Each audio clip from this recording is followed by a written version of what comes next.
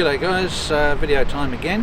Now this is a bit of a follow on from a video I did a couple of weeks ago about the water bladder for the 4x4. Going to show you what the setup is for that and how we've set the pump up and how it's all going to work once we're out camping. So the first thing we need to do is get the bladder out and install it. As you can see from this footage, very easy to pack into the car, and once you're ready to set things up and fill it up, just a matter of pulling it out from behind the seat, laying it out across the floor, and then we hook it up to the hose pipe and we fill it up. Now it's important not to overfill these bladders, of course. You don't want to have them really tight. You still want to have a bit of play in the skin of it. Once you've finished filling, you're just asking for trouble if you overfill them and make them really tight.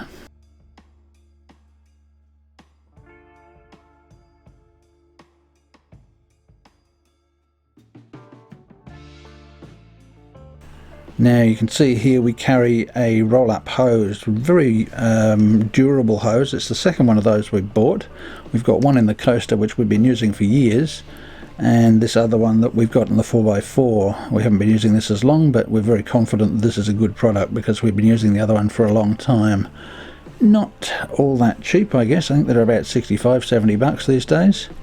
Because it's a very long-lasting product, you're not going to have to replace it very quickly.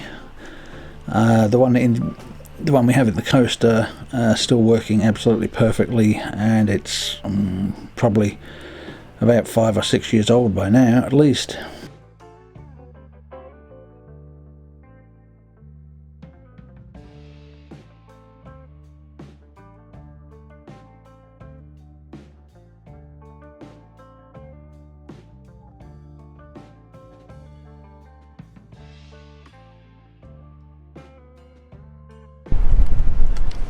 Now what I've done with this is set the water pump up in an area on top, mainly so we can get to it easily if we need to. There's a water filter here on the inlet, so as the water gets drawn up from the tank it goes through a filter first and then into this on-demand pump, and from here out to a long hose, and we've got a on-off connector at the end of that, so we can just adjust it. This is of course an on-demand pump, so the pump will actually stay on, and when you turn the valve on and off, the flow will start and stop as it's required. Now I haven't done anything fancy with the switch. I've just got a little switch down here. It's a little inline switch, simply on and off. As you can hear there, it primed the pump. Now the reason you have the on-off switch is that when you're travelling, if for some reason a leak develops, you don't want the pump to start and pump all your water out, so you make sure it's in the off position when you're not in camp, and you just flick it on once you start to use your water, and you can keep it on during the day. Usually you turn it off at night. It's all mounted on the slide here. You can see the battery there that's tied down, and on the back here we've got the travel buddy. So there was a bit of spare space in between those two, and I figured that was just an ideal place to put the pump. The pump's connected directly to this battery, and of course we've got that fused. Everything you have in the vehicle needs to be fused just in case you get a short. The last thing you want is to build something like this and have a fire.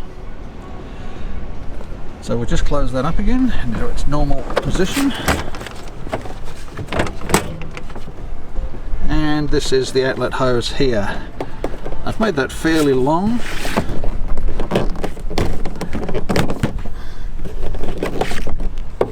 so that we can run it out a bit.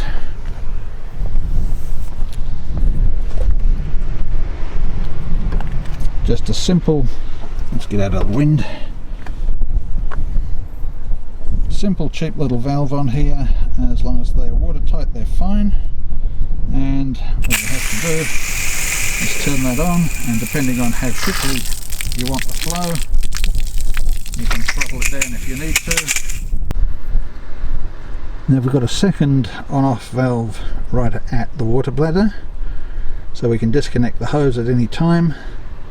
If for any reason we need to do that, we can just turn this off